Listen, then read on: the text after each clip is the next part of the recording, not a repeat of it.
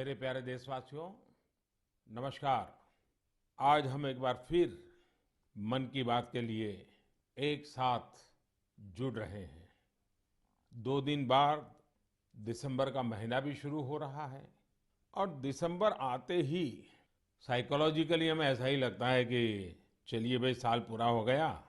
ये साल का आखिरी महीना है और नए साल के लिए ताने बाने बुनना शुरू कर देते हैं।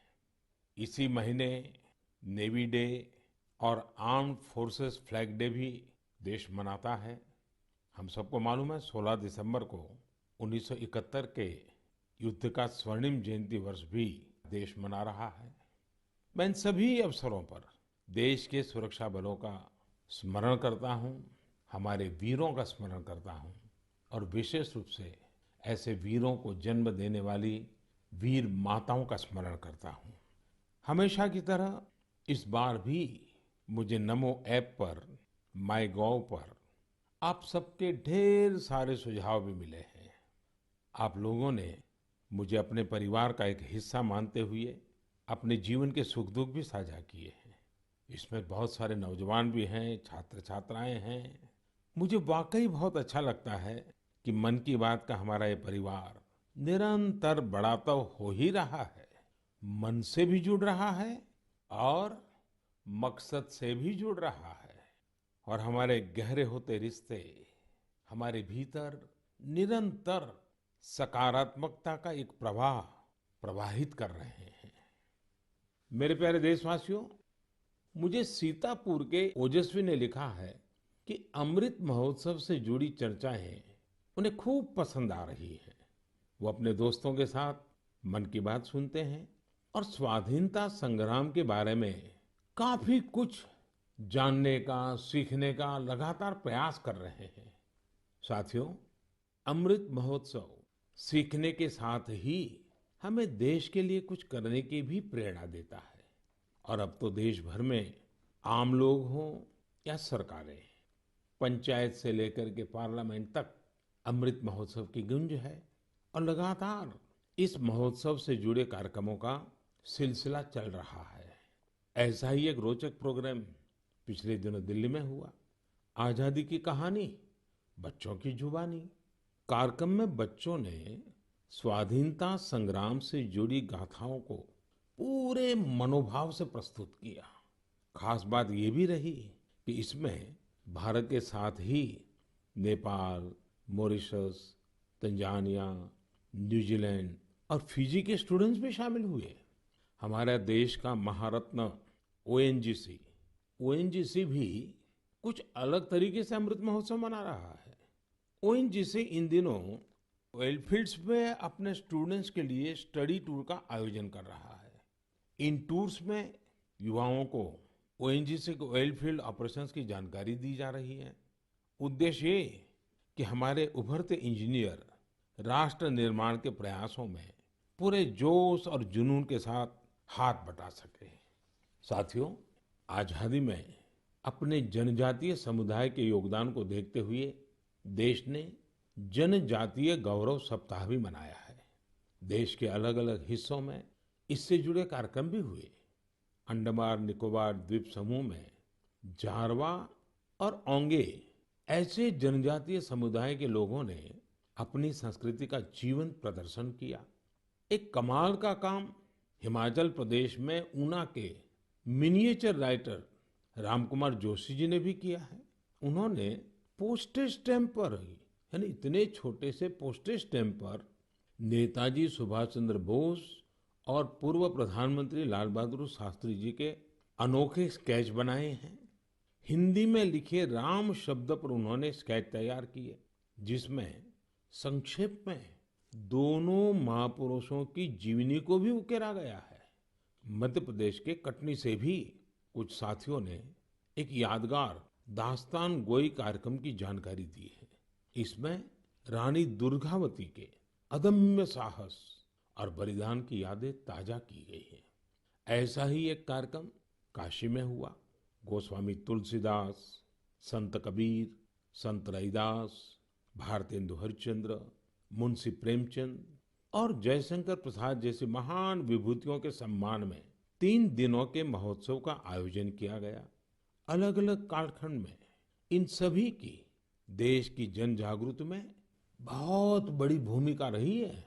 आपको ध्यान होगा, मन की बात के पिछले एपिसोड्स के दौरान मैंने 3 प्रतियोगिताओं का उल्लेख किया था, कंपटीशन की बात कही थी। एक, देशभक्ति के गीत लिखना, देशभक्ति से जुड़ी, आजादी के आंदोलन से जुड़ी घटनाओं की रंगोली बनाना, और हमारे बच्चों के मन में भव्य भारत के सपने जगाने वाली लोरी लिखी जाए।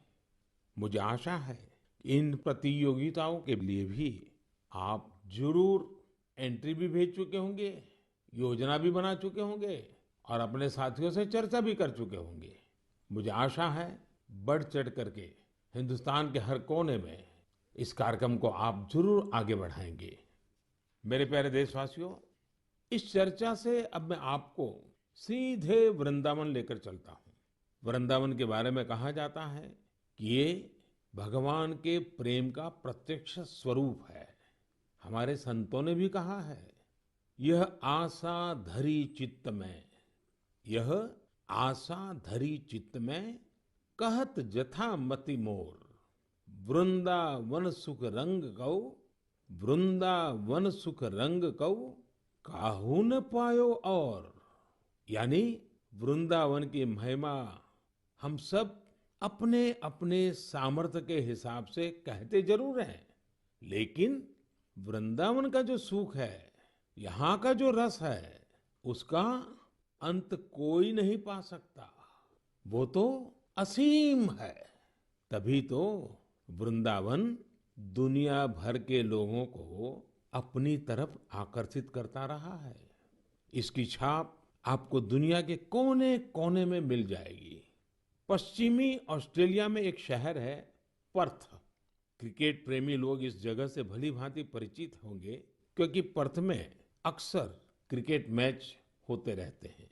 पर्थ में एक सेक्रेड इंडिया गैलरी, इस नाम से एक आर्ट गैलरी भी है। यह गैलरी स्वान वैली के एक खूबसूरत क्षेत्र में बनाई गई है और ये ऑस्ट्रेलिया की एक निवासी जगत तारिणी दासी जी के प्रयासों का नतीजा है। जगत तारिणी जी वैसे तो है ऑस्ट्रेलिया की, जन्म भी वहीं हुआ, लालन पालन भी वहीं हुआ, लेकिन 13 साल से भी अधिक समय वृंदावन में आकर के उन्होंने बिताया। उनका कहना है कि वे ऑस्ट्रेलिया लौट तो गई, अपने देश वापस तो गई, लेकिन वो कभी भी वृंदावन को भूल नहीं पाई। इसलिए उन्होंने वृंदावन और उसका आध्यात्मिक भाव से जुड़ने के लिए ऑस्ट्रेलिया में ही वृंदावन खड़ा कर दिया। अपनी कला को ही एक माध्यम बना करके एक अद्भुत वृंदावन उन्होंने बना लिया। यहाँ आने वाले लोगों को कई तरह की कलाकृतियों को देखने का अवसर मिलता है। उन्हें भारत के सर्वाधिक प्रसिद्ध तीर्थस्थलों वृंदावन, नवाद्वीप और जगन्नाथपुरी की परंपरा और संस्कृति की झलक देखने को मिलती है। यहाँ पर भगवान कृष्ण के जीवन से जुड़ी कई कलाकृतियां भी प्रदर्शित की गई हैं। एक कलाकृति ऐसी भी है जिसमें भगवान कृष्ण ने गोवर्धन पर्वत को अपनी छोटी उंगली पर उठा रखा है, जिसके नीचे वृंदावन के लोग आश्रय लिए हुए हैं। जगत तारिणी जी का यह अद्भुत प्रयास वाकई हमें कृष्ण भक्ति की शक्ति का दर्शन कराता है। मैं उन्हें इस प्रयास के लिए बहुत बहुत शुभकामनाएं देता हूं। मेरे प्यारे देशवासियों, अभी मैं ऑस्ट्रेलिया के पर्थ में बने वृंदावन के विषय में बात कर रहा था। ये भी एक दिलचस्प इतिहास है कि ऑस्ट्रेलिया का एक रिश्ता हमारे बुंदेलखंड के झांसी से भी है। दरअसल झांसी की रानी लक्ष्मीबाई जब ईस्ट इंडिया कंपनी के खिलाफ कानूनी लड़ाई लड़ रही थी, तो उनके वकील थे जॉन लैंग। जॉन लैंग मूल रूप से ऑस्ट्रेलिया के ही रहने वाले थे। भारत में रहकर उन्होंने रानी लक्ष्मीबाई का मुकदमा लड़ा था। हमारे स्वतंत्रता संग्राम में झांसी और बुंदेलखंड का कितना बड़ा योगदान है, ये हम सब जानते हैं।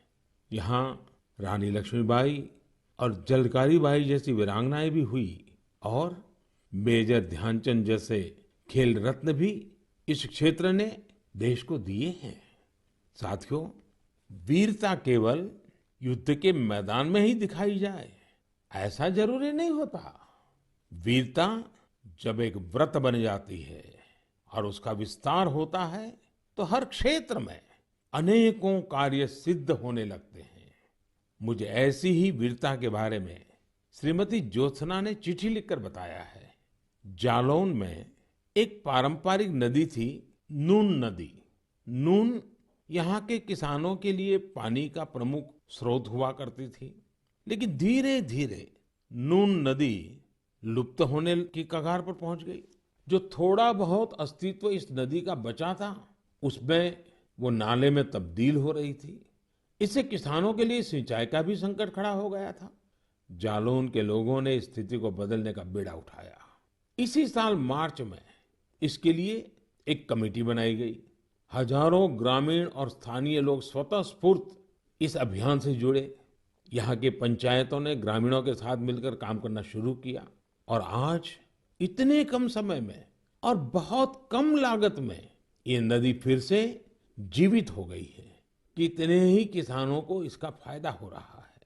युद्ध के मैदान से अलग वीरता का ये उदाहरण हमारे देशवासियों की संकल्प शक्ति को दिखाता है और ये भी बताता है कि अगर हम ठान ले तो कुछ भी असंभव नहीं है। और तभी तो मैं कहता हूं, सबका प्रयास। मेरे प्यारे देशवासियों, जब हम प्रकृति का संरक्षण करते हैं तो बदले में प्रकृति हमें भी संरक्षण और सुरक्षा देती है। इस बात को हम अपने निजी जीवन में भी अनुभव करते हैं और ऐसा ही एक उदाहरण तमिलनाडु के लोगों ने व्यापक स्तर पर प्रस्तुत किया है। ये उदाहरण है तमिलनाडु के तूतुकुड़ी जिले का। हम जानते हैं कि तटीय इलाकों में कई बार जमीन के डूबने का खतरा रहता है। तूतुकुड़ी में भी कई छोटे आइलैंड और टापू ऐसे थे जिनके समुद्र में डूबने का खतरा बढ़ रहा था। यहाँ के लोगों ने और विशेषज्ञों ने इस प्राकृतिक आपदा का बचाव प्रकृति के जरिए ही खोजा। ये लोग अब इन टापुओं पर पाल्मेरा के पेड़ लगा रहे हैं। ये पेड़ साइक्लोन और तूफानों में भी खड़े रहते हैं और जमीन को सुरक्षा देते हैं। इनसे अब इस इलाके को बचाने का एक नया भरोसा जगा है। साथियों, प्रकृति से हमारे लिए खतरा तभी पैदा होता है जब हम उसके संतुलन को बिगाड़ते हैं या उसकी पवित्रता नष्ट करते हैं। प्रकृति माँ की तरह हमारा पालन भी करती है और हमारी दुनिया में नए नए रंग भी भरती है। अभी मैं सोशल मीडिया पर देख रहा था, मेघालय में एक फ्लाइंग बोट की तस्वीर खूब वायरल हो रही है। पहली ही नजर ये तस्वीर हमें आकर्षित करती है। आप में से भी ज्यादातर लोगों ने इसे ऑनलाइन जरूर देखा होगा। हवा में तैरती इस नाव को जब हम करीब से देखते हैं तब हमें पता चलता है कि ये तो नदी के पानी में चल रही है। नदी का पानी इतना साफ है कि हमें उसकी तलहटी दिखती है और नाव हवा में तैरती सी लगने लग जाती है। हमारे देश में अनेक राज्य हैं, अनेक क्षेत्र हैं जहाँ के लोगों ने अपनी प्राकृतिक विरासत के रंगों को संजोकर रखा है। इन लोगों ने प्रकृति के साथ मिलकर रहने की जीवन शैली आज भी जीवित रखी है। ये हम सब के लिए भी प्रेरणा है। हमारे आसपास जो भी प्राकृतिक संसाधन है, हम उन्हें बचाएं, उन्हें फिर से उनका असली रूप लौटाएं। इसी में हम सबका हित है, जग का हित है। मेरे प्यारे देशवासियों, सरकार जब योजनाएं बनाती है, बजट खर्च करती है, समय पर परियोजनाओं को पूरा करती है, तो लोगों को लगता है कि वो काम कर रही है। लेकिन सरकार के अनेक कार्यों में, विकास के अनेक योजनाओं के बीच मानवीय संवेदनाओं से जुड़ी बातें हमेशा एक अलग सुख देती है। सरकार के प्रयासों से, सरकार की योजनाओं से कैसे कोई जीवन बदला, उस बदले हुए जीवन का अनुभव क्या है, जब ये सुनते हैं तो हम भी संवेदनाओं से भर जाते हैं। यह मन को संतोष भी देता है और उस योजना को लोगों तक पहुंचाने की प्रेरणा भी देता है। एक प्रकार से ये स्वांतः सुखाई तो है। और इसलिए आज मन की बात में हमारे साथ तो ऐसे साथी भी जुड़ रहे हैं जो अपने हौसलों से एक नया जीवन जीत कर आए हैं। इन्होंने आयुष्मान भारत योजना की मदद से अपना इलाज कराया और एक नई जिंदगी की शुरुआत की है। हमारे पहले साथी हैं राजेश कुमार प्रजापति, जिन्हें हृदय रोग की बीमारी, हार्ट की समस्या थी। तो आइए राजेश जी से बात करते हैं। राजेश जी नमस्ते। नमस्ते सर, नमस्ते।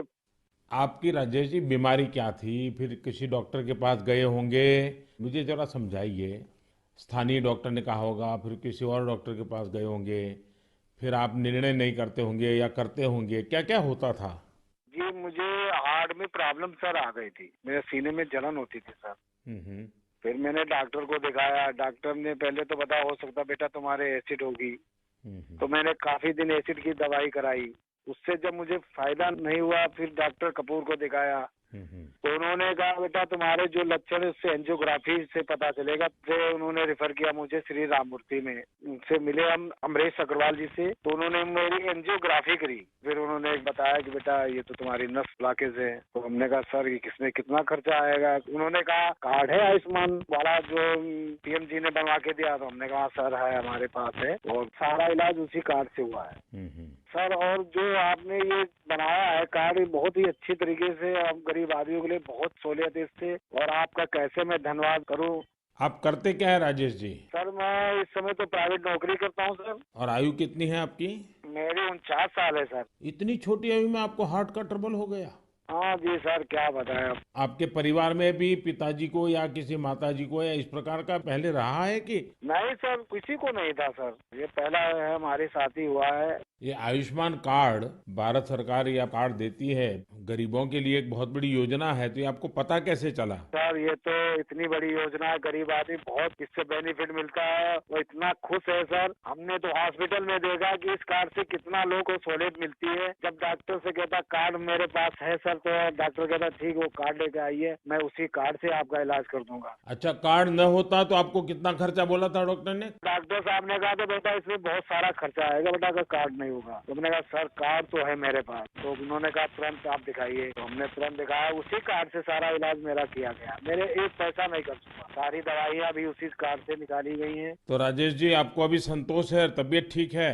जी सर, आपका बहुत बहुत धन्यवाद सर। और आपकी उम्र भी इतनी लंबी हो कि हमेशा सत्ता में ही रहे। हमारे परिवार के लोग भी आपसे इतना खुश हैं, हम क्या कहें आपसे। राजेश जी, आप मुझे सत्ता में रहने की शुभकामना मत दीजिए। मैं आज भी सत्ता में नहीं हूँ और भविष्य में भी सत्ता में जाना नहीं चाहता हूँ। मैं सिर्फ सेवा में रहना चाहता हूँ। मेरे लिए ये पद, ये प्रधानमंत्री, सारी चीजें ये सत्ता के लिए है ही नहीं भाई, सेवा के लिए है। सेवा ही तो चाहिए हम लोगों को, और क्या। देखिए, गरीबों के लिए ये आयुष्मान भारत योजना ये अपने आप में। जी सर, बहुत बढ़िया चीज है। लेकिन देखिए राजेश जी, आप हमारा एक काम कीजिए, करेंगे? जी बिल्कुल करेंगे सर। देखिए, होता क्या है कि लोगों को इसका पता नहीं होता है। आप एक जिम्मेवारी निभाइए, ऐसे जितने गरीब परिवार हैं आपके आसपास, उनको अपनी ये कैसे आपको लाभ हुआ, कैसे मदद मिली, ये बताइए। बिल्कुल बताएंगे सर। और उनको कहिए कि वे भी ऐसा कार्ड बनवा लें, ताकि परिवार में पता नहीं कब क्या मुसीबत आ जाए। और आज गरीब दवाई के कारण परेशान रहे, ये तो ठीक नहीं है। अब पैसों के कारण वो दवाई न ले या बीमारी का उपाय न करे, तो ये भी बड़ी चिंता का विषय है। और गरीब को तो क्या होता है, जैसे आपको ये हार्ट का प्रॉब्लम हुआ, तो कितने महीने तक आप काम ही नहीं कर पाए होंगे। हम तो 10 कदम नहीं चल पाते, जीना नहीं चल पाते थे सर। बस, तो आप राजेश जी मेरे एक अच्छे साथी बनके जितने गरीबों को आप ये आयुष्मान भारत योजना के संबंध में समझा सकते हैं, वैसे बीमार लोगों की मदद कर सकते हैं, देखिए आपको भी संतोष होगा और मुझे बहुत खुशी होगी कि चलिए भाई, एक राजेश जी की तबीयत तो ठीक हुई, लेकिन राजेश जी ने सैकड़ों लोगों की तबीयत ठीक करवा दी। ये आयुष्मान भारत योजना ये गरीबों के लिए है, मध्यम वर्ग के लिए है, सामान्य परिवारों के लिए है। तो घर घर इस बात को पहुंचाएंगे आप? बिल्कुल पहुंचाएंगे सर। हम तो वहीं 3 दिन रुके ना हॉस्पिटल में सर, तो बेचारे बहुत लोग आए, सारी सुविधाएं उनको बताई। कार्ड होगा तो फ्री में हो जाएगा। चलिए राजेश जी, आप अपने आप को स्वस्थ रखिए, थोड़ी शरीर की चिंता करिए, बच्चों की चिंता कीजिए और बहुत प्रगति कीजिए। मेरी बहुत शुभकामनाएं हैं आपको। साथियों, हमने राजेश जी की बातें सुनी। आइए अब हमारे साथ सुख देवी जी जुड़ रही हैं। घुटनों की समस्या ने उन्हें बहुत परेशान कर दिया था। आइए हम सुख देवी जी से पहले उनके दुख की बात सुनते हैं और फिर सुख कैसे आया वो समझते हैं। सुखदेवी जी नमस्ते, आप कहाँ से बोल रही हैं? दाऊदपुरा से। कहाँ पड़ता है ये? मथुरा में। मथुरा में। फिर तो सुखदेवी जी आपको नमस्ते भी कहना है और साथ साथ राधे राधे भी कहना होगा। हाँ, राधे राधे। अच्छा, हमें सुना कि आपको तकलीफ हुई थी, आपका कोई ऑपरेशन हुआ, जरा बताएंगे क्या बात है? हाँ, मेरा घुटना खराब हो गया था तो ऑपरेशन हुआ है मेरा प्रयाग हॉस्पिटल में। आपकी आयु कितनी है सुखदेवी जी? उम्र 40 साल। 40 साल और सुखदेव नाम और सुखदेवी को बीमारी हो गई? बीमारी तो मुझे 15-16 साल से लग गई। अरे बाप रे, इतनी छोटी आयु में घुटने आपके खराब हो गए? वो गठियाबाई बोलते हैं, जो जोड़ों में दर्द थे, कहते हैं घुटना खराब हो गई। तो 16 साल से 40 साल की उम्र तक आपने इसका इलाज ही नहीं करवाया?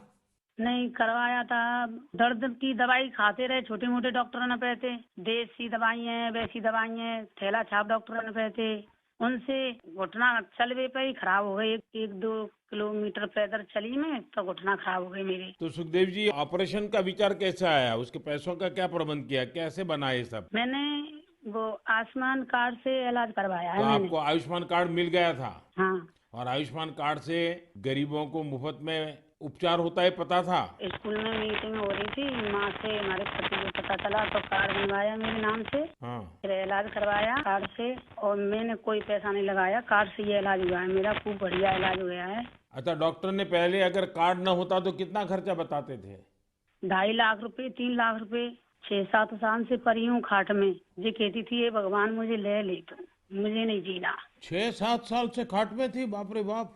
हाँ। ओहो।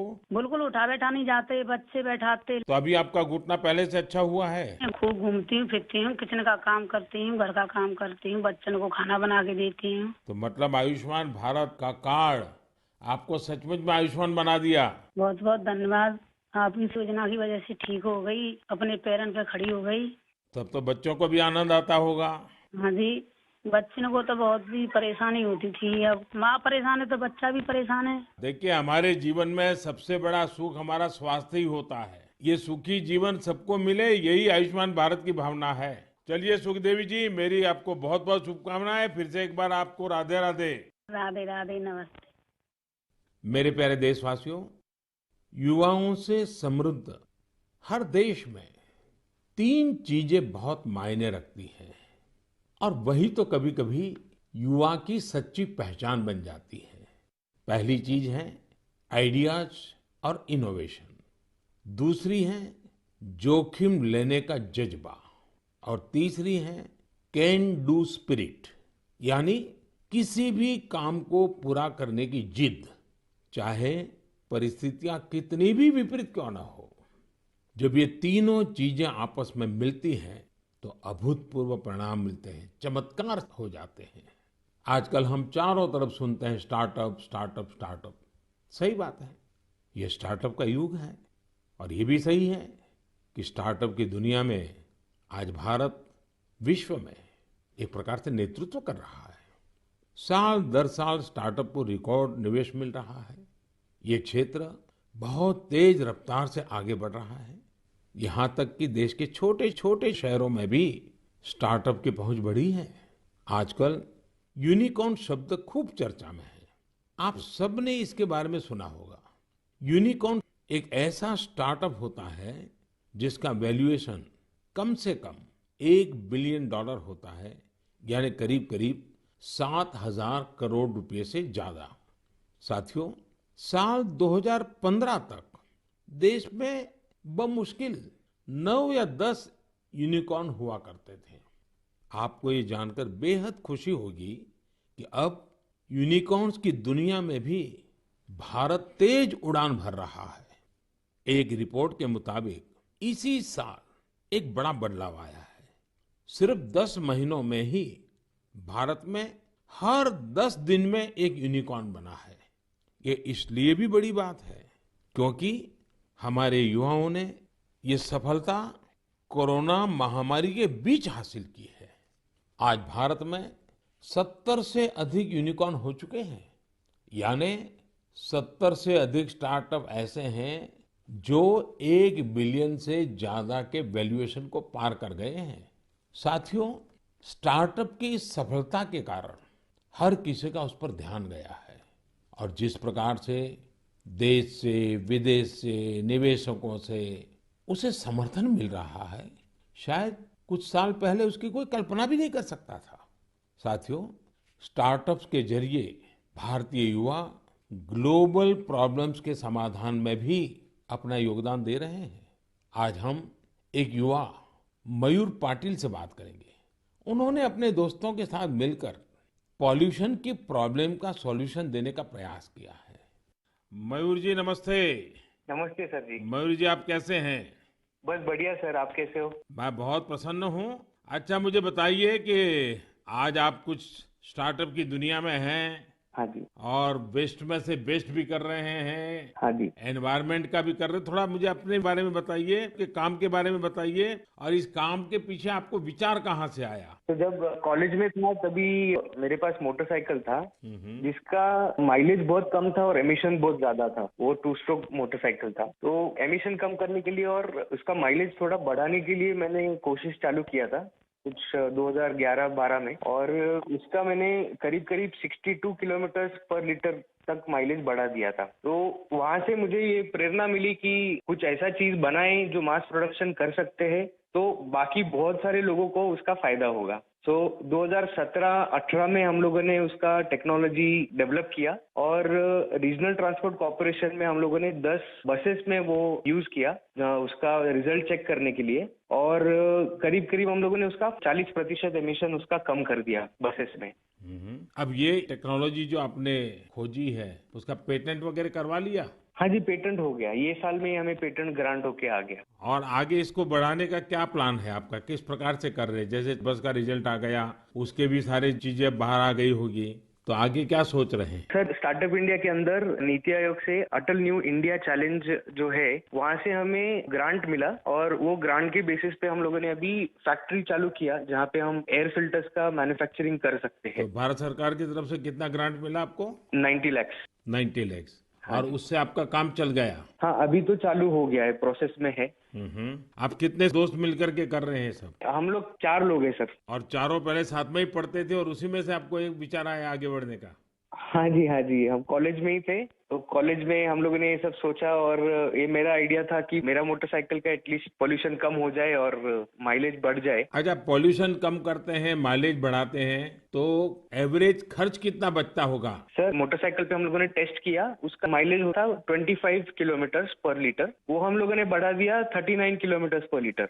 तो करीब करीब 14 किलोमीटर का फायदा हुआ और उसमें से 40% का कार्बन एमिशंस कम हो गया। और जब बसेस पे किया रीजनल ट्रांसपोर्ट कॉर्पोरेशन में, तो वहाँ पे 10% फ्यूल एफिशिएंसी इंक्रीज हुआ और उसमें भी 35-40% एमिशंस कम हो गया।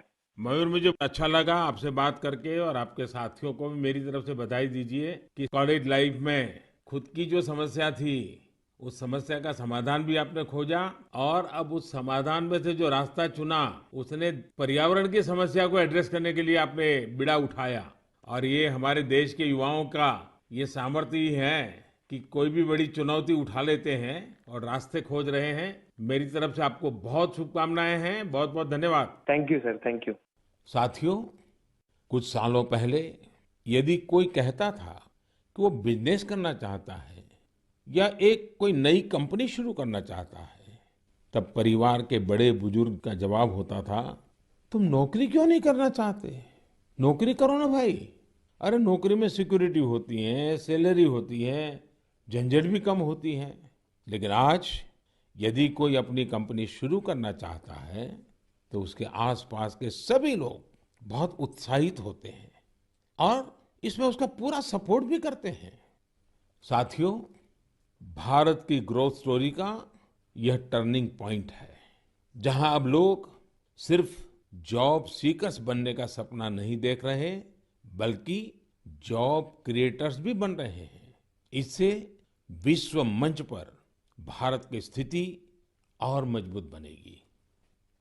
मेरे प्यारे देशवासियों, आज मन की बात में हमने अमृत महोत्सव की बात की। अमृत काल में कैसे हमारे देशवासी नए नए संकल्पों को पूरा कर रहे हैं, इसकी चर्चा की। और साथ ही दिसंबर महीने में सेना के शौर्य से जुड़े हुए अवसरों का भी जिक्र किया। दिसंबर महीने में ही एक और बड़ा दिन हमारे सामने आता है जिससे हम प्रेरणा लेते हैं। ये दिन है 6 दिसंबर को बाबा साहब आम्बेडकर की पुण्यतिथि। बाबा साहब ने अपना पूरा जीवन देश और समाज के लिए, अपने कर्तव्यों के निर्वहन के लिए समर्पित किया था। हम देशवासी ये कभी न भूलें कि हमारे संविधान की मूल भावना, हमारा संविधान हम सभी देशवासियों से अपने अपने कर्तव्यों के निर्वहन की अपेक्षा करता है। तो आइए हम भी संकल्प लें कि अमृत महोत्सव में हम कर्तव्यों को पूरी निष्ठा से निभाने का प्रयास करेंगे। यही बाबा साहब के लिए हमारी सच्ची श्रद्धांजलि होगी। साथियों, अब हम दिसंबर महीने में प्रवेश कर रहे हैं। स्वाभाविक है अगली मन की बात 2021 की, इस वर्ष की आखिरी मन की बात होगी। 2022 में फिर से यात्रा शुरू करेंगे और मैं हाँ, आपसे ढेर सारे सुझावों की अपेक्षा करता ही रहता हूँ, करता रहूंगा। आप इस साल को कैसे विदा कर रहे हैं, नए साल में क्या कुछ करने वाले हैं, ये भी जरूर बताइए। और हाँ, ये कभी मत भूलना, कोरोना अभी गया नहीं है। सावधानी बरतना हम सबकी जिम्मेवारी है। बहुत बहुत धन्यवाद।